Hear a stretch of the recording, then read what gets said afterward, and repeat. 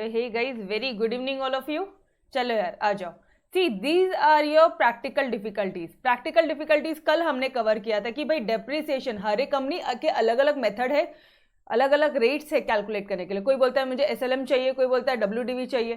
ठीक है, एसएलएम है, डब्ल्यूडीवी है, तो भी उनके रेट्स अलग अलग है। ओके, फिर एक पॉइंट आता है आपका इलिटरेसी, इग्नोरेंस है। जो स्मॉल फार्मर्स है वो लोग books of account he maintain नहीं करते हैं। अगर वो लोग ने books of account he maintain नहीं किया तो फिर सीएसओ जो है, जो ऊपर बैठा है सीएसओ, वो नेशनल इनकम को कैसे कैलकुलेट करेगा। तो these are your practical difficulties in calculating, एक मिनट में कलर चेंज नहीं करती हूँ, in calculating national income. National income को कैलकुलेट करने में क्या प्रैक्टिकल डिफिकल्टीज आई है। ठीक है, फिर उसके बाद एक पॉइंट था कि भाई वैल्यूएशन ऑफ इन्वेंट्रीज। कई बार हो जाता है कि अगर इन्वेंट्रीज का वैल्यूएशन, इंटरमीडिएट गुड्स का वैल्यूएशन सही नहीं किया तो इन्वेंट्रीज का वैल्यूएशन टोटल गलत हो जाता है। ठीक है, उसके बाद है इनएडिक्वेट एंड अनरिलायबल डेटा। मतलब अगर जो डेटा है आपके पास में वो ही अनरिलायबल है, वो एक दिक्कत है। Difficulty in classification of working population. हर एक इंसान ये कोविड के टाइम पे तो भी, ठीक है, कुछ ना कुछ दो वर्क कर रहा है, बिकॉज एक सोर्स ऑफ इनकम से उसका जो वांट्स है, उसकी जो नीड्स है, उनकी जो ज़रूरत है वो सेटिस्फाई नहीं हो रही है। तो ऑब्वियसली हर एक इंसान एटलीस्ट 2 या 3 काम कर रहा है, एटलीस्ट 2 काम तो हर कोई कर रहा है। ठीक है, तो difficulty in classification of working population के को क्लासीफाई करने में डिफिकल्टीज आ रही है। Existence of non monetise sector. Non monetise sector मतलब आज भी आपके जो रूरल एरियाज में, गाँव में आज भी कैश में व्यवहार होता है, कैश में लेन देन होता है, which is wrong. Non monetise sector है। अरे सीएसओ को मालूम ही कैसे पड़ेगा अगर बैंक अकाउंट हिट नहीं होगा तो। अच्छा, इन केस अगर मान लो जैसे यहाँ पे यू नो गाइज, आपके जो सीएस हरीश सर हैं, ठीक है, एक हो गया आपका ओनली लेक्चर्स। ठीक है, जहाँ पे ओनली लेक्चर्स लिखने से बेटर मैं यहाँ पे लिख देती हूँ ऑनलाइन क्लासेस। ठीक है, और एक है आपका ऑनलाइन क्लासेस, दूसरा है ऑफलाइन क्लास। ऑफलाइन बोला तो home tuition, personal tuition, home tuition, personal tuition. ये शायद आपको सर ने भी अपने लेक्चर में बताया होगा, ये ऑलरेडी आपको पता होगा कि भाई ऑनलाइन क्लास का सेम कंटेंट, सारी चीज़ें सेम, वो जब पढ़ा रहे हैं तो वो कितना मिनिमम फीस चार्ज कर रहे हैं, ये फीस, ये सब आपको पता है ऑलरेडी। बट अगर कोई होम ट्यूशन्स वाले आते हैं, ठीक है, जैसे किसी कोई बड़ा कोई बिजनेसमैन है या वो कोई बहुत ही रिच इंसान है, अगर उसने बोला कि नहीं सर आप थोड़ा सा टाइम निकालिए, आप मेरे बच्चे को घर पे आके पढ़ाइए, तो how much he charge do you know for the same account subject?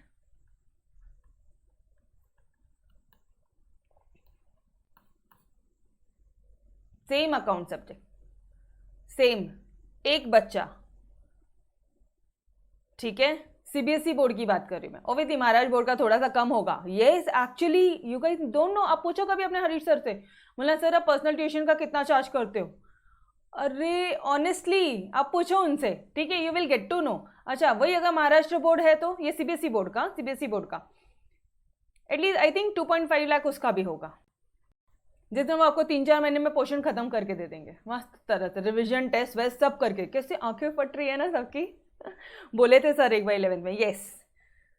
इसलिए सर अभी लेते ही नहीं है वो चीज़, बिकॉज सर को पता है यार वो एक बच्चे के पीछे उधर जाना आना, ठीक है, स्पेसिफिकली उधर जाना है, ठीक है, सर को खुद को चल जाके जाना है। ट्रैवलिंग टाइम गाइस 2 आवर्स तो ऐसे ही हो गया, वो 2 आवर्स में वो कहीं और पढ़ाएंगे, ऑनलाइन पढ़ा के वो वहाँ से अर्न कर सकते थे ना।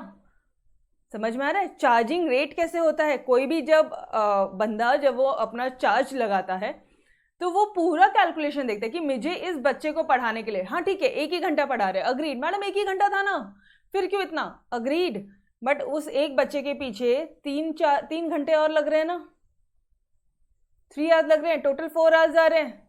ही कुड हैव, वो अगर कहीं और ऑनलाइन क्लासेस लिए होते थे, जैसे वो और भी अपनी ऑनलाइन क्लासेस शुरू है, तो फिर कितना चार्ज हो जाता था, समझ रहे हो, वो वहाँ से अर्न कर लिए होते थे। यस, तो मुझे एक बात बताना, अगर अगर अगर अगर आपके सर ने ये जो फीस है, ये फीस अगर सर ने ले ली भाई कैश में, नेशनल इनकम में रिकॉर्ड होगा क्या? टेल मी, नेशनल इनकम में रिकॉर्ड होगा क्या? मतलब सर ऑनलाइन लेक्चर्स तो पढ़ा ही रहे हैं, ओनली लेक्चर्स में तो है ही, ठीक है, बट अगर सर मान लो ऑफलाइन लेक्चर्स भी कहीं पे ले रहे हैं, और अभी तो सब प्योर डिनाई कर देता है, अगर आपने पूछा भी ना तो सर मना कर देने वाले हैं, ठीक है, या अगर किसी और ने पूछा तो मना कर देता है वो। बट अगर सर ने मान लो कैश लिया, ठीक है, तो क्या ये सीएसओ को मालूम पड़ेगा? क्या वो नेशनल इनकम में रिकॉर्ड होगा? ना। गेटिंग? यहाँ पे कई बार मैंने आपको वो भी बताया कि सीजनल वर्क करता है कोई भी इंसान, ठीक है, हाँ। तो this was just an example, अभी अपने प्रैक्टिकल लाइफ से, रियल लाइफ से सिचुएटेड है, तो I thought of giving you this example.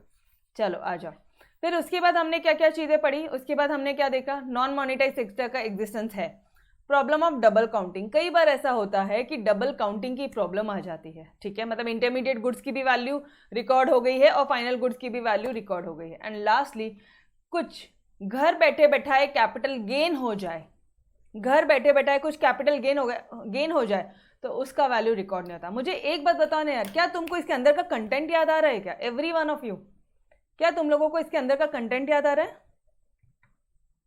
क्या लिखना है, क्या नहीं लिखना है, अंदर याद आ रहा है? एग्जाम्पल्स चल रहे हैं माइंड में? कैपिटल गेन में वो लैंड की वैल्यू बढ़ गई थी, डबल काउंटिंग में इंटरमीडिएट गुड्स वगैरह सब ऐड हो जाएगा। नॉन मोनिटाइज सेक्टर में आप क्या बोलोगे? Existence of non monetise sector में वो रूरल जो गांव वाले हैं वहाँ पे मोस्टली जो ट्रांजैक्शन होता है वो कैश में होता है, they don't have a bank account, यहाँ पे ऐसा बोलोगे। Difficulties in classification of working population में क्या बोलोगे? मेनी ऑफ देम वर्क, ठीक है, do their part time works also, ठीक है।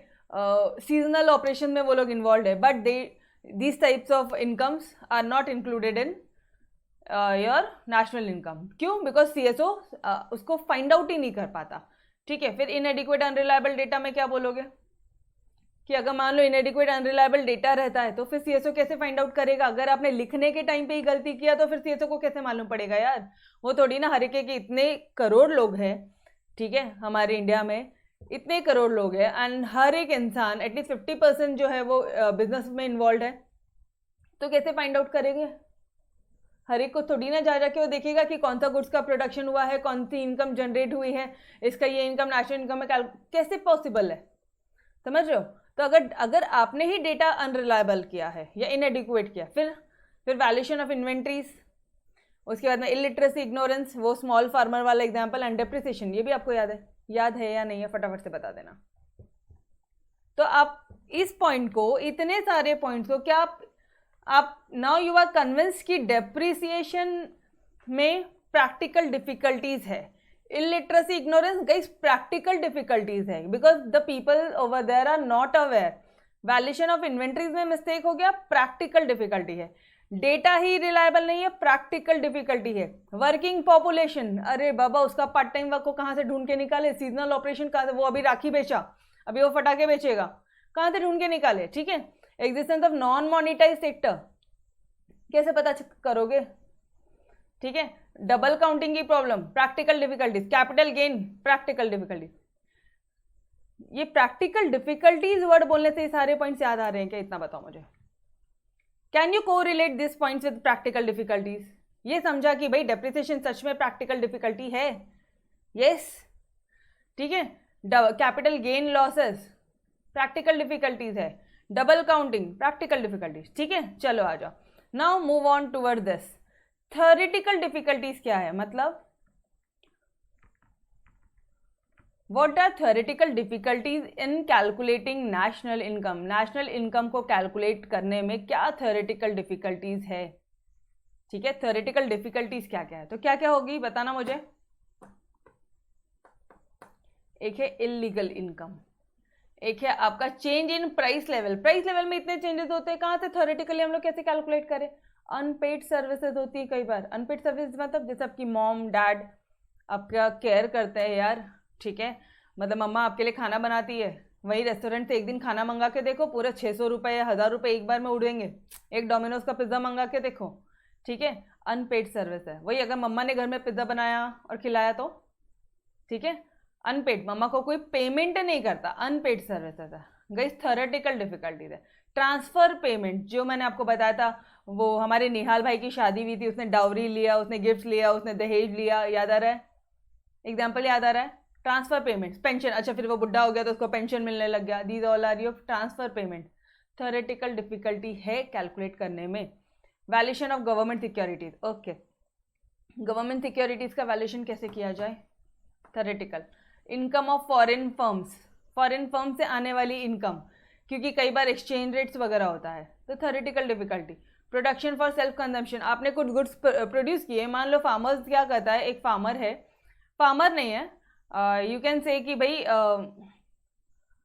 उस बंदे ने, ऐसे बहुत सारे लोग हैं, वेल क्वालिफाइड एमबीए है, वेल क्वालिफाइड एमबीए है, और वो जाता है गांव में, उसने अच्छा खासा यहाँ पे कमा लिया, 40 ईयर्स तक उसने अच्छा खासा अर्न कर लिया, 40-45 ईयर्स तक। नाउ उसने एक खेत लिया जहाँ पे वो ऑर्गेनिक फार्मिंग कर रहा है, ऑर्गेनिक फार्मिंग कर रहा है, 50% जो भी उसका कंजम्पशन है वो उसका सेल्फ कंजम्पशन, वो खुद ही कंज्यूम कर रहा है। 50% जो गुड्स है, उसने जो भी गुड्स का प्रोडक्शन किया वो सेल्फ कंजम्पशन कर रहा है। तो कितना सेल्फ कंज्यूम किया भाई, ये कैसे मालूम पड़ेगा? समझ रहे हो? Again theoretical difficulties. ऑलराइट, चलो आ जाओ फटाफट से नोट्स में आ जाओ, डिटेल में देखते हैं हर एक पॉइंट को। theoretical difficulties in calculating in measuring national income, what are your theoretical difficulties? जैसे सबसे पहली बात तो इलीगल इनकम होती है, जैसे कि gambling, black marketing, theft, smuggling, these are not included in national income. Theoretically ये जो इनकम है इसको नेशनल इनकम में इंक्लूड नहीं करते हैं, समझ में आ रहा? Because these are not your earned income, earned नहीं, आपने कमाया नहीं, मैडम मेहनत की है ना, चोरी छुप छुप के हमने चोरियां की ना, अरे बाबा नॉट लीगल वे में, वो अर्नड इनकम नहीं है, ठीक है? It's an illegal income, therefore वो नेशनल इनकम में ऐड नहीं होगा। इलीगल इनकम नेशनल इनकम में ऐड नहीं होगा। मुझे एक बात बताना, अगर ये नेशनल इनकम में ऐड होने लग गया ना, तो गवर्नमेंट, मतलब गवर्नमेंट ने आपकी ये इनकम को इनडायरेक्टली मंजूरी दे दी कि हाँ ठीक है, एंड हर कोई फिर यही करने वाला है। समझ में आ रहा है?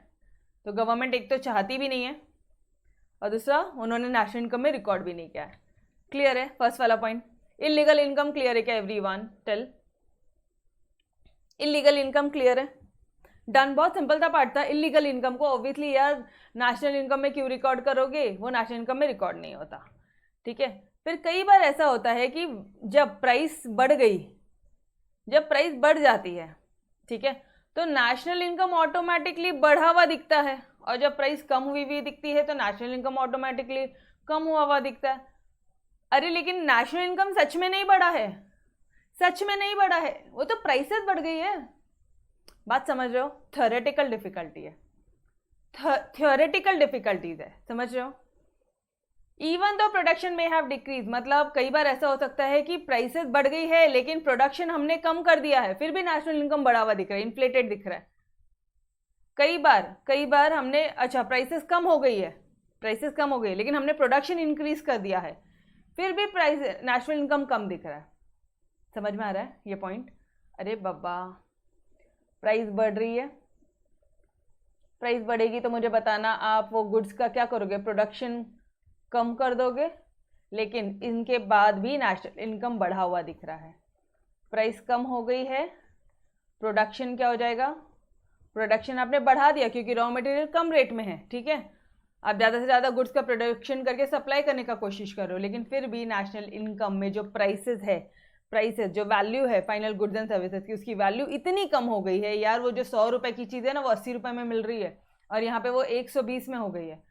ओरिजिनल प्राइस था 100 रुपीज़, ये 100 रुपीज़ की चीज़ यहाँ पे सिर्फ 80 रुपये में दिख रही है, और ये 100 रुपीज़ का प्राइस यहाँ पे 120 में दिख गया क्योंकि प्राइसेस बढ़ गई। समझ में आ रहा है कंसेप्ट एवरीवन? यस।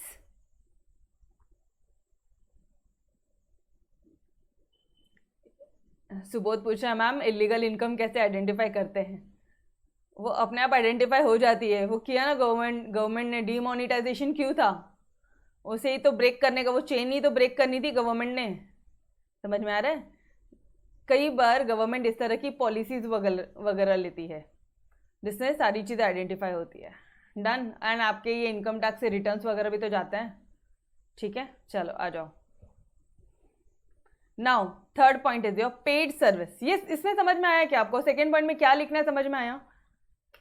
भाई अगर प्राइसेस बढ़ गई, अपने पास में तो पैसा 5 लाख रुपए ये बिजनेस करने के लिए, अपन ने प्रोडक्शन कम कर दिया, महंगा हो गया ना, प्रोडक्शन कम किया, लेकिन फिर भी नेशनल इनकम बढ़ी हुई दिख रही है यार, क्योंकि प्राइसेस बढ़ गई है। समझ में आ रहा है? क्लियर? ओके। या अगर मैं यहाँ पे ऐसा एग्जांपल दूँ ना कि ये 100 रुपए का प्राइस है, यहाँ पे 200 पे दिख रहा है, अब समझेगा आपको। और यहाँ पे 100 रुपए का जो है ना, यहाँ पे 50 रुपीज में दिख रहा है। This will be your best part, this will be your right example. अब आपको समझ में आ जाएगा कि हाँ यार 100 रुपए का नॉर्मल था प्राइस, वो 200 रुपये दिख रहा है अभी, क्योंकि प्राइसेस बढ़ गई है। और 100 रुपीज़ का जो गुड्स है वो सिर्फ और सिर्फ 50 रुपीज़ दिख रहा है। फाइनल गुड्स सिर्फ 50 रुपये में बन के तैयार हो गया है। समझ में आ रहा है? तो क्या हो गया गाइस, नेशनल इनकम यहाँ पे इन्फ्लेटेड दिख रहा है, यहाँ पे डिफ्लेटेड दिख रहा है, यहाँ पे राइजिंग ट्रेंड दिख रहा है, यहाँ पे डिक्रीजिंग ट्रेंड दिख रहा है। समझ में आया? डन?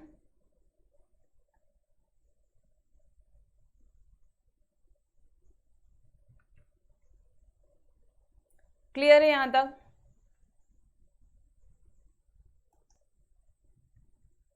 चलो आ जाओ। फिर बात आती है अनपेड सर्विसेज।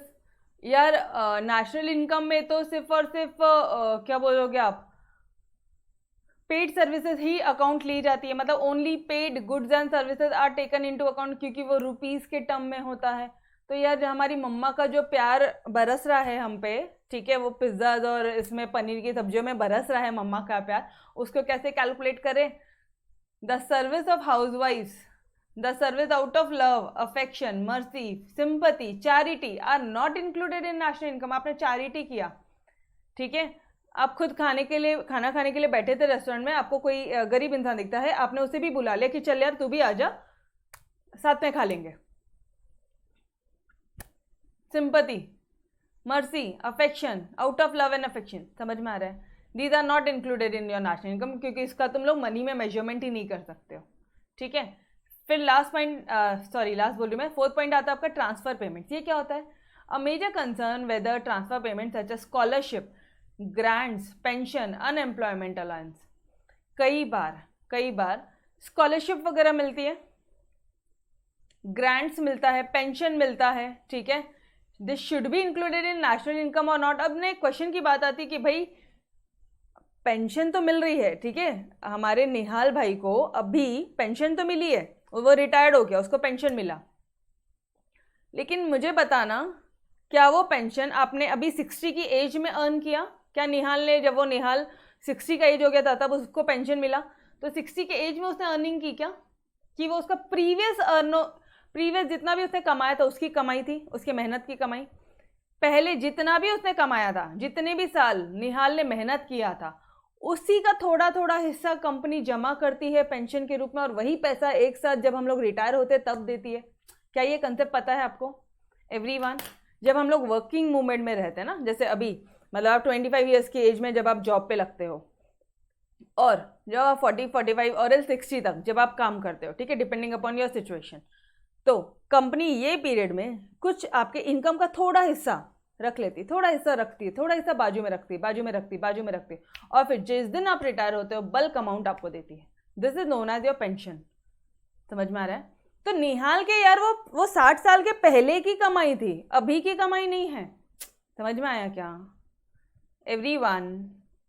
तो ऑब्वियसली ये गवर्नमेंट का, ये नेशनल इनकम में कैसे आएगा? अच्छा, और एक बार अब इसमें भी कंट्रोवर्शियल पार्ट है। कौन सा पार्ट? अगर एक तरफ आप बोलोगे वो निहाल की इनकम है, तो दूसरी तरफ वो गवर्नमेंट का खर्चा भी तो हुआ। समझ रहे हो? तो कंट्रोवर्शियल पार्ट आ गया यार यहाँ पे, तो हम लोग इसको नेशनल इनकम में इंक्लूड नहीं करते हैं। मैम ये क्वेश्चंस कैसे आते हैं? इस पे ऑब्जेक्टिव क्वेश्चंस आते हैं मेजॉरिटी, ये टॉपिक पे ऑब्जेक्टिव क्वेश्चन आते हैं। बहुत रेयरली आपको इस तरह के डायरेक्ट क्वेश्चन आता है कि थ्योरेटिकल डिफिकल्टीज बताओ, प्रैक्टिकल डिफिकल्टीज बताओ, बहुत रेयर आता है। बट येस, अगर आया तो पॉइंट वाइज भी ध्यान रखना है। और अगर आपको पूछा कि भाई ट्रांसफर पेमेंट इंक्लूड होता है क्या नेशनल इनकम में? नहीं, ठीक है। अनपेड सर्विसेज नहीं। अगर इलीगल इनकम्स ना, ठीक है, ओके आ जाओ। तो इस तरह के कई बार आपको ऑब्जेक्टिव क्वेश्चन पूछे जाते हैं। फिफ्थ पॉइंट आता है आपका वैल्यूएशन ऑफ गवर्नमेंट सर्विसेज। यार गवर्नमेंट सर्विसेज का वैल्यूएशन मतलब, गवर्नमेंट सर्विसेज का वैल्यूएशन मतलब गवर्नमेंट ने आपके लिए कोविड की वैक्सीन इतने रिजनेबल रेट में लगाई, जहां पहले स्टार्टिंग में जब वो वैक्सीन आ रही थी तो अप्रोक्सीमेटली रेट उनका 2,500 था। जब वो आपको मिली है तो कुछ 780 रुपीज़ में मिली है, यस और नो? कोविशील्ड 780 में मिली है, कोविशील्ड 780 में मिली है, और कई जगह तो फ्री में भी मिली है। कई गवर्नमेंट हॉस्पिटल्स में फ्री में बांटा गया है ये कोविशील्ड, ठीक है?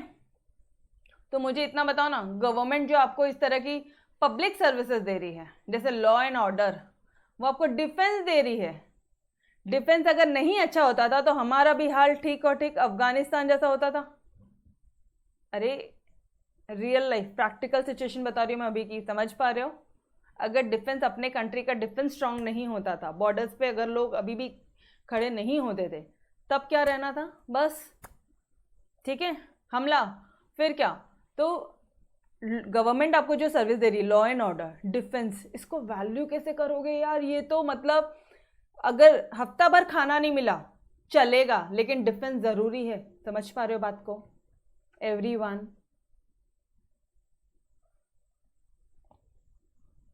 समझ पा रहे हो बात को? आप 1 वीक भूखे सो जाओ चलेगा, बट डिफेंस सेक्टर ही अगर आपका नहीं है, ठीक है, अदरवाइज क्या हालत हो जाएगी हमारे देश की भी? रियल लाइफ अभी करंट सिचुएशन अफगानिस्तान जैसी, ठीक है? पब्लिक एडमिनिस्ट्रेशन आपको अगर एजुकेशन ना दे, कई जगह गवर्नमेंट ने प्राइमरी, प्री प्राइमरी, मतलब सीनियर सेकेंडरी, यहाँ तक 12th स्टैंडर्ड की जो एजुकेशन है वो गर्ल्स के लिए फ्री रखी है गांव में।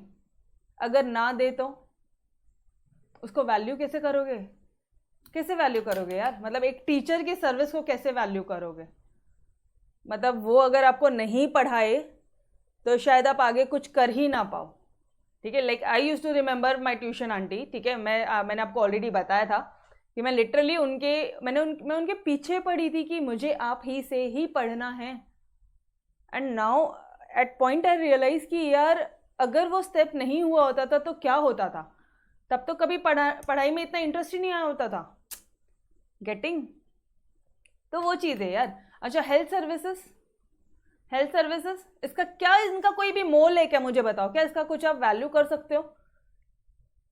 दीज आर अनवैल्यूएबल थिंग्स जो गवर्नमेंट अंबर को सर्विसेज दे रही है। मैम चार्ज तो करती है ना, मुझे एक बात बताना, वो चार्ज करती है आपको 50,000 रुपये, ठीक है, लेकिन वो आपको तबीयत पूरी तरह सही करके देती है? अरे समझ रहे हो? मान लो कोई बीमारी हो गया, 50,000 लगा आपको सही करने में, बट आपके डैडी या मॉम डैड जब रिकवर होते हैं, that moment is your priceless moment. Yes और नो? आपको फीलिंग समझ रहे हैं यहाँ पे? वैल्यूएशन ऑफ गवर्नमेंट सिक्योरिटीज कैसे वैल्यू किया जाए यार, ठीक है? ओके, फिर calculation of this service eight market price पे ये सर्विसेज को कैलकुलेट करना डिफिकल्ट हो जाएगा, since real value of this services is not known. क्योंकि रियल वैल्यू गवर्नमेंट ने हमें कितना डिफेंस सर्विसेज दिया है, कैसे मालूम करें? समझ रहे हो? अब ऐसा तो नहीं हो सकता कि हम हमारे कंट्री के डिफेंस को यूएसए के कंट्री के डिफेंस से कंपेयर करें, ऐसा तो नहीं हो सकता यार। समझ रहे हो? ओके, फिर नेक्स्ट पॉइंट है आपका इनकम ऑफ फॉरेन फर्म्स। अभी कई बार क्या होता है, according to IMF, income of foreign firm should be included in national income of the country where firm actually undertakes production activity. अभी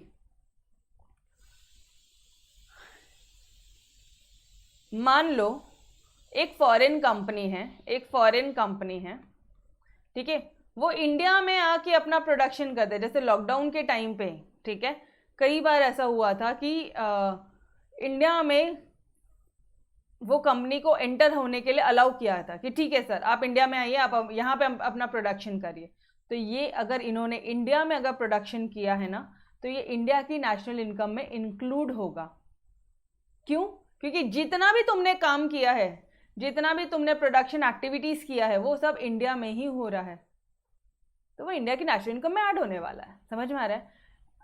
एंड ये सेम चीज आपके IMF भी अग्री करते हैं कि अकॉर्डिंग टू IMF अगर कोई इनकम फॉरेन फर्म से अगर कुछ भी इनकम आ रही है तो वो इंक्लूड होना चाहिए नेशनल इनकम में, वेयर जहां पे firm actually undertakes production activity, जहां पे वो कंपनी ने सच में प्रोडक्शन किया है। समझ में आ रहा है एवरीवन? अच्छा, अगर ऊपर ऊपर से भी बोलोगे तो भी हम लोग नेशनल इनकम में x minus M plus R minus P करते ही है। ये किन्होंने बोला है आपको? IMF ने बोला है। Done. Okay, now 7 point, production for self consumption. Products kept for self consumption by farmers do not enter the market। and obviously यार मुझे एक बात बताओ ना, फार्मर ने ना कुछ गुड्स का प्रोडक्शन किया है, ठीक है, वो कुछ हिस्सा खुद के खाने पीने के लिए भी तो रखेगा। साल भर में उसको जितना अनाज रखता है वो उतनी तो स्टॉक रखेगा, बाकी रिमेनिंग अमाउंट वो मार्केट में सेल करने वाला है। तो ये जो अमाउंट है ये कैसे अकाउंट होगा? सेल्फ कंजम्पशन के लिए, कुछ इसने खुद के लिए रखा है, तो this will not be accounted in your national income. समझ में आ रहा है एवरीवन? तो क्या क्या चीज़ें इंक्लूड होगी, क्या क्या चीज़ें इंक्लूड होगी नेशनल इनकम में और क्या नहीं होगी, this is the most important part, ठीक है। इलीगल इनकम इंक्लूड होगा या नहीं होगा, फटाफट से बताना। Illegal income, illegal income everyone tell. नहीं होगा। Change in price level, change in price level, उसका क्या इफेक्ट रहता है? उसका इफेक्ट क्या रहता है? अरे नेशनल इनकम में जाता है ना, वो नेशनल इनकम में जाता है, ठीक है। प्राइस लेवल में चेंजेस, नेशनल इनकम या तो बढ़ जाता है या तो कम हो जाता है। 200 रुपये, 100 रुपये की चीज़ 200 रुपये हो गई, नेशनल इनकम बढ़ गया, कम हो गया। 100 रुपये की चीज़ 50 पे हो गई, नेशनल इनकम कम हो गया। वहाँ पे इफेक्ट होता है, ठीक है, इफेक्ट होता है। चेंज इन प्राइस लेवल का इफेक्ट होता है नेशनल इनकम में। देखो ना यार, यहाँ पे क्लियर लिखा है, क्यों गलतियाँ कर रहे हो? National income may show rising trend, national income may show decreasing trend. मतलब क्या? यह लिखा भी था मैंने, नेशनल इनकम बढ़ रहा है कम हो रहा है, फिर क्यों ना बोल रहे हो तुम लोग? Yes, change in price level का होता है क्या? नहीं होता है या नहीं होता इफेक्ट नेशनल इनकम में? होता है, ठीक है। फिर अनपेड सर्विसेज, मम्मा ने जो हमारे लिए पिज्ज़ा बनाया या मम्मा ने हमारे लिए केक बनाया, होता है नहीं होता? नहीं होता है, ठीक है, ओके। ट्रांसफर पेमेंट्स, पेंशन वगैरह मिला, कुछ ग्रांट मिल रहा है, कुछ स्कॉलरशिप मिल रही है, नहीं होगा। Valuation of government services, government services का वैल्यू कर पाओगे क्या? नहीं कर पाएंगे, ठीक है, क्योंकि इसकी रियल वैल्यू ही हमें पता नहीं होती, इसलिए हम लोग उसे नेशनल इनकम में रिकॉर्ड नहीं कर पाते। कौन सा डिफिकल्टी है? Theoretical difficulty. एक डिफिकल्टी याद रखो, प्रैक्टिकल याद रखो, ऑटोमेटिकली बाकी रिमेनिंग पॉइंट्स आ रही है थ्योरेटिकल डिफिकल्टी ओनली, ठीक है, ओके। फिर इनकम ऑफ फॉरेन फर्म्स, बिल्कुल ये तो होगा, सवाल ही नहीं होता। अच्छा, प्रोडक्शन फॉर सेल्फ कंजम्पशन, ये नहीं होगा, क्योंकि वो फार्मर ने खुद के कंजम्पशन के लिए किया है, तो सीएसओ को मालूम ही नहीं पड़ेगा कि उसने कितना अनाज उगाया और उसने कितना बाजू में रखा है। समझ में आ रहा है एवरीवन? पॉइंट्स क्लियर है? यस। फर्स्ट पॉइंट क्या, फटाफट से बताना अभी ना, यहाँ से रिवाइज करने का। कहाँ से? हाँ, illegal income, change in price level, फिर unpaid services, transfer payments, valuation of government security, foreign firm. देखो, इलीगल इनकम रिकॉर्ड करते हो कि नहीं करते हो? रिकॉर्ड नहीं करते नेशनल इनकम पे। प्राइस लेवल रिकॉर्ड करते हो नेशनल इनकम पे। अनपेड सर्विसेज नहीं करते हो रिकॉर्ड, नेशनल इनकम में रिकॉर्ड नहीं होता है, यहाँ होता है, यहाँ नहीं होता है। ट्रांसफर पेमेंट रिकॉर्ड नहीं होता है। वैल्यूएशन ऑफ गवर्नमेंट सिक्योरिटीज लिखा मैंने, सॉरी, गवर्नमेंट सर्विसेज, ठीक है, डिफेंस सर्विसेज और ये सारी सर्विसेज नेशनल इनकम में रिकॉर्ड नहीं होती है। फॉरेन फर्म्स, हाँ जी, आप होते हो नेशनल इनकम में रिकॉर्ड। और प्रोडक्शन खुद के लिए किया तो कैसे होगा? सीएसओ को कौन बताने वाला है कि तुमने कितना कंज्यूम कर लिया, खा लिया, खत्म हो गया, ठीक है, ओके। नाउ डेप्रिसिएशन, कैलकुलेशन की बात आ रही है। इलीगली क्या बोलते हैं, illiteracy, ignorance, valuation of inventories, यहाँ पे inadequate unreliable data, working population, non monetize, यहाँ पे उन्होंने सारी, अब एक अगर आप ओवरऑल देख रहे होंगे ये पॉइंट्स को, अगर कहीं से कोरिलेशन चल रहा होगा तो यहाँ पे होगा नहीं होगा, होगा थ्योरेटिकल डिफिकल्टीज में अगर होगा नहीं होगा, इंक्लूड होगा नहीं होगा, होगा नहीं होगा, होगा नहीं होगा, इस तरह के पॉइंट्स हैं। यहाँ पे ऐसे कोई पॉइंट नहीं, यहाँ पे सिर्फ और सिर्फ उन्होंने डिफिकल्टीज बता दी है। समझ में आ रहा है? शॉर्टकट टेक्निक है, कुछ भी नहीं है, इसके लिए कोई मेमोरी टेक्निक बनाने की कोई जरूरत नहीं है, ठीक है। But even if you want I can give you, मुझे उसमें कोई दिक्कत नहीं है। मेमोरी टेक्निक हर एक चीज की बन सकती है यार, बट मुझे एक बात बताओ, प्रैक्टिकल डिफिकल्टीज के लिए पॉइंट्स बताओ फटाफट से। प्रैक्टिकल डिफिकल्टीज, डेप्रिसिएशन, इलीगल क्या बोलते हैं आप, इलिटरेसी, इग्नोरेंस है, ठीक है। उसके बाद में वो वैल्यूएशन इन्वेंट्रीज में ही गलत हुआ है, अनरिलायबल इनएडिक्वेट डेटा है। उसके बाद में आप क्या बोलोगे? अनरिलायबल डेटा बोल दिया, इनएडिक्वेट डेटा बोल दिया। वर्किंग पॉपुलेशन को क्लासीफाई कैसे करें, यहाँ सारी प्रॉब्लम्स दिख रही हैं आपको, समझ में आ रहा है? यहाँ सारी प्रॉब्लम्स है, डबल काउंटिंग की प्रॉब्लम है, कैपिटल गेन कैपिटल लॉस की प्रॉब्लम है, यहाँ पे सारी प्रॉब्लम दिख रही है। लेकिन यहाँ पे हमें क्या इंक्लूड करना है, क्या नहीं करना है। थ्योरेटिकल डिफिकल्टीज में इलीगल इनकम करोगे क्या, सेल्फ कंजम्पशन करोगे क्या, बोलो ना फटाफट से। उसके बाद में चेंजेस इन प्राइस लेवल, हाँ जी मैडम ये कर लेंगे हम लोग, ओके। फिर ट्रांसफर पेमेंट्स, अनपेड सर्विसेज मम्मा का, फिर तुम्हारे निहाल को जो ट्रांसफर पेमेंट वो पेंशन मिली, ठीक है वो। उसके बाद में फॉरेन फर्म्स खत्म, यहाँ सिर्फ 7 पॉइंट्स हैं और यहाँ पे 8 पॉइंट्स हैं। 7 पॉइंट कौन कौन से हैं? थ्योरेटिकल डिफिकल्टीज के, illegal income, changes in price level, transfer payments, unpaid services. उसके बाद में 5वां क्या है, बोलो ना जल्दी से, 5वां पॉइंट क्या है, टेल मी। गवर्नमेंट सर्विसेज, फिर फॉरेन, गवर्नमेंट हुआ तो फिर बाद में फॉरेन, पहले गवर्नमेंट सेक्टर, अपने इंडिया का गवर्नमेंट सेक्टर, गवर्नमेंट सर्विसेज, फिर फॉरेन फर्म्स, ठीक है। उसके बाद में लास्ट बोल देना कि भाई सेल्फ कंजम्पशन, खुद के लिए चीज़ें हमने कंज्यूम किया। समझ में आ रहा है? एकदम अलग अलग पॉइंट्स है, कन्फ्यूजन का सवाल नहीं है। ये कब समझेगा, जब अपन ने इस तरह से लिख कर किया है तो समझेगा। समझ में आ रहा है? अदरवाइज सिर्फ पॉइंट्स किया ना तो नहीं समझेगा यार, रट्टा मारने वाला हो जाएगा, तब मज़ा नहीं आएगा। बट अगर आपने उसी चीज़ को एनालिसिस किया, इंक्लूड करने का नहीं करने का, करने का नहीं करने का, ये सारे पॉइंट कौन से हैं? थ्योरेटिकल डिफिकल्टीज के। और बाकी के पॉइंट्स कौन से? Practical difficulties. Done, chapter finish, done everyone, yes, okay. So guys will stop till here and उसके आगे कल हम लोग स्टार्ट करेंगे हमारे next chapter, chapter number 8, then 9 and then 10, that's it. Your economics will be finished soon, ठीक है। अच्छा, मेक श्योर ये सारी चीज़ें आप साथ साथ लर्न करोगे। अच्छा, एक और चीज़ मुझे यहाँ पे बोलना था, डन, पाउडर, मैदा, ओके। अच्छा, वन मोर थिंग, कई बार आपको वो लोग क्वेश्चन में पूछते हैं कि, एक मिनट, यहाँ तो नहीं है, ये जो मेथड्स है ना, ये जो आउटपुट मेथड्स है, अब यही पॉइंट्स को शांति से कोरिलेट करना आउटपुट मेथड है। इससे रिलेटेड कुछ प्रैक्टिकल, कुछ डिफिकल्टीज पूछा तो क्या बोलोगे? सेल्फ कंजम्पशन इंक्लूड नहीं होगा। अब सिर्फ जनरलाइज पॉइंट्स है, सारे जनरलाइज पॉइंट्स है अभी, ठीक है। स्टैंडर्ड 11 की बुक है, वेट अ सेकेंड ना, अभी के अभी फिनिश कर लेता है। आ जाओ, ये है आपका chapter national income, text book से, ठीक है। अब ये पूरा आपको बता दिया मैंने, ठीक है, ये सारी चीज़ें हमने कर ली। नाउ कम,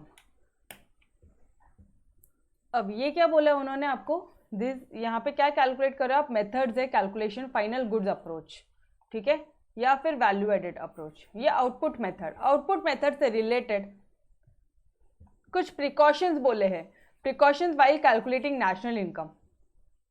नेशनल इनकम को कैलकुलेट करने के लिए क्या प्रिकॉशंस लेने हैं, तो मुझे एक बात बताना, टू अवॉइड डबल काउंटिंग पढ़ा है। Self consumption, goods use for self consumption by farmers is estimated by a, ये क्या लिखा है यार, by a guess work, income imputed value of goods produce for self consumption is included in national income, okay. देखो, उसके बाद में indirect taxes, हाँ ये वाला पार्ट एक आपको बताना बचा ना, ठीक है। इनडायरेक्ट टैक्सेस हमेशा is included in market price, are to be deducted and subsidies given by the government to certain product should be added for accurate estimation of national income. Guys ये concept मुझे आपको बताना है, ठीक है, this is the most important part. Most important मतलब और कहीं यूज नहीं होगा, बट हर एक जगह आपको लिखना पड़ेगा, ठीक है, कि प्लस आई, सॉरी माइनस आई भी मत लिखो यार, माइनस टी लिखो, टी से अच्छी तरह से समझ में आएगा। माइनस टैक्स करो और सब्सिडी प्लस करो, ठीक है, ये बताती हूँ मैं आपको अच्छी तरह से, ठीक है। फिर while evaluating the output changes in price level between different years must be taken into account. एक मिनट को, value of export should be added, plus करते हो आप एक्स और माइनस करते हो आप एम, पता है आपको। डेप्रिसिएशन शुड बी डिडक्टेड, पता है आपको डेप्रिसिएशन डिडक्ट करना चाहिए? Tell me. Second hand goods की जो प्राइसेस है वो हमेशा इग्नोर होती है, पता है ये आपको? क्या मुझे बताओ, ये पॉइंट छोड़ के, ये थर्ड वाला पॉइंट छोड़ के, क्या आपको सारे पॉइंट्स पता है? थर्ड वाला पॉइंट नहीं पता, लेकिन क्या आपको ये सारे पॉइंट्स पता है? Tell me. यस। फिर इनकम मेथड में, just a second, income method में इनकम की बात करो, इनकम की बात, तो ये जो तुम्हारी जो इनकम हुई ना पेंशन से, गिफ्ट से, चैरिटी से, भाई इसको इग्नोर कर देना। ये अनपेड सर्विसेज है ना, इसको इग्नोर कर देना। जो सेकेंड हैंड गुड्स है इसे इग्नोर कर देना। शेयर्स और बॉन्ड्स वगैरह के कुछ इनसे कुछ इनकम हो रही है उसे इग्नोर कर देना। बैठे बैठे किसी गुड्स की ये शेयर्स इनकम मत, ये कौन से पॉइंट था मैडम? ये कैपिटल गेन और कैपिटल लॉसेस था। अरे आपने आज से 5 साल पहले एक शेयर लिया था, जब उसकी प्राइस 100 रुपये थी, आज उसकी प्राइस 5,000 रुपये हो गई है। बैठे बैठे जो क्या बोलते जो गेन हुआ है, ठीक है, तो उसे क्या कर दोगे? इग्नोर कर दोगे। Revenue receive by the government through direct taxes, ignore. Okay. उसके बाद में सेल्फ कंजम्पशन खुद के लिए, इम्प्यूटेड वैल्यू ऑफ प्रोडक्शन जो कि आपने केप किया है सेल्फ कंजम्पशन को, उसे ऐसे तो इग्नोर करते हैं, ठीक है, वो डिफिकल्टी में आएगा, लेकिन कुछ अमाउंट आप एटलीस्ट एक रैशनल अपने मन से कुछ अमाउंट एक एवरेज बेसिस पे तो ऐड कर सकते हो यार। मतलब मैडम एक गेस वर्क तो करके कुछ ऐड कर सकते हो कि फार्मर ऑन एन एवरेज साल का, अगर उसकी बहुत बड़ी भी फैमिली है तो वो 50 किलो अनाज यूज़ करता होगा या 100 किलो अनाज यूज़ करता होगा, तो वो 100 किलो अलग निकाल देना, बाकी सब तो ऐड करो। वो 100 किलो का भी कुछ अप्रॉक्सीमेटली कुछ प्राइसेस ऐड कर लो नेशनल इनकम में। समझ में आ रहा है? गेस वर्क के हिसाब से यहाँ पे चीज़ें ऐड होती है, ठीक है। अब आप पूछोगे मैडम अच्छा ये है आपका एक्सपेंडिचर मेथड, ठीक है। अब यहाँ पे देखो कुछ प्रिकॉशंस है कि इंटरमीडिएट गुड्स को इग्नोर किया जाता है, सेकेंड हैंड गुड्स को इग्नोर किया जाता है, पता है सर। ट्रांसफर पेमेंट्स को इग्नोर किया जाता है, सर पता है। शेयर्स बॉन्ड्स वाले को इग्नोर किया जाता है। इनडायरेक्ट टैक्सेस को डिडक्ट किया जाता है, -T प्लस -IT बोल दो, इनडायरेक्ट टैक्स बोल दो, प्लस सब्सिडीज, ठीक है। ये बताती हूँ मैं आपको, सब्सिडीज को इंक्लूड किया जाता है, ठीक है। ये दोनों पॉइंट का ना इन्होंने अलग अलग बोल दिया, इनडायरेक्ट टैक्सेस को डिडक्ट करो और सब्सिडी को ऐड करो, ठीक है। Expenditure on final goods and services should be included. मुझे बताओ कुछ भी यहाँ पे नया था क्या? तो मैम हमें आंसर्स कैसे लिखना है? अगर मान लो आपको आता है, क्वेश्चन आता है कि एक्सपेंडिचर मेथड पे खर्चे वाले मेथड पे क्या प्रिकॉशंस लेने चाहिए, तो जनरलाइज पॉइंट जो भी है आपके, सेकेंड हैंड मशीन जनरलाइज है, इंटरमीडिएट गुड्स जनरलाइज है, शेयर्स बॉन्ड जनरलाइज है, ट्रांसफर पेमेंट जनरलाइज है, -IT प्लस S जनरलाइज है। अलग से आंसर्स लर्न मत करो।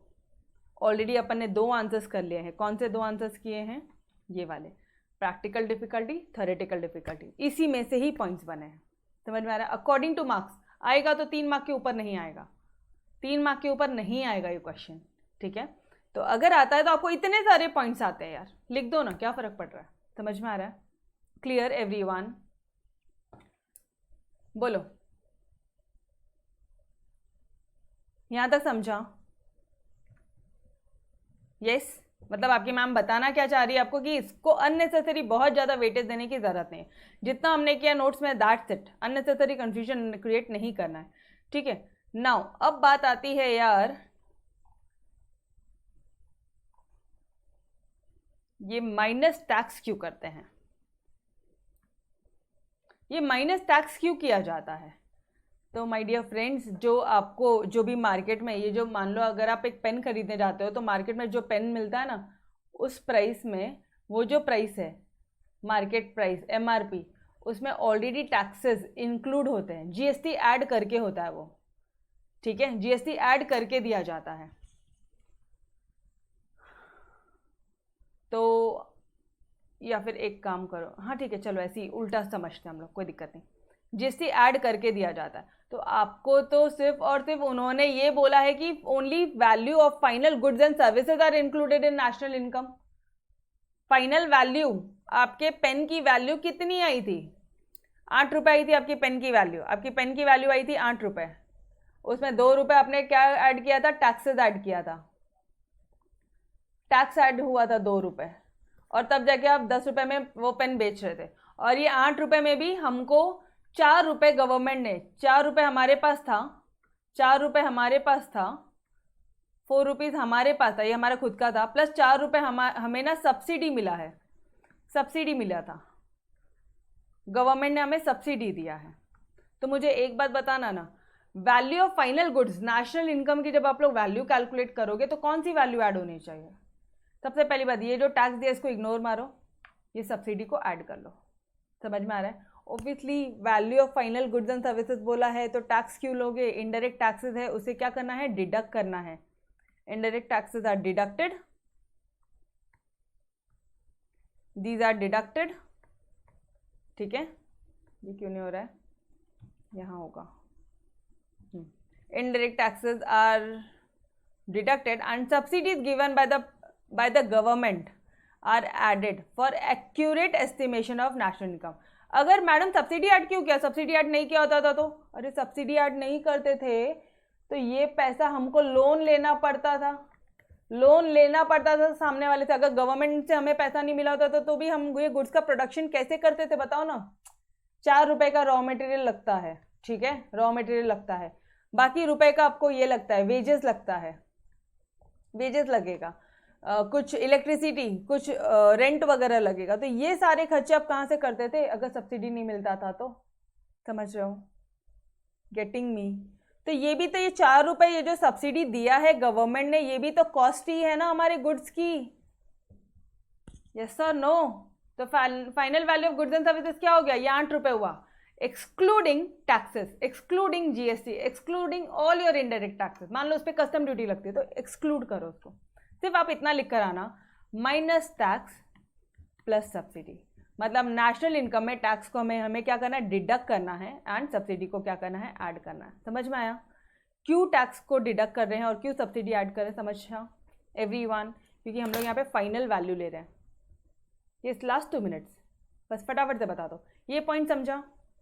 बिकॉज ये पॉइंट आप हर एक इसमें लिख सकते हो, हर एक मेथड में लिख सकते हो, ये वाला पॉइंट समझ में आ रहा है? माइनस टैक्स प्लस सब्सिडी, हर एक इसमें लिखना।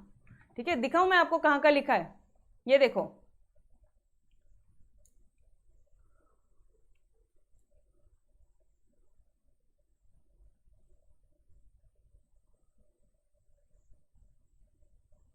Direct taxes should be ignored.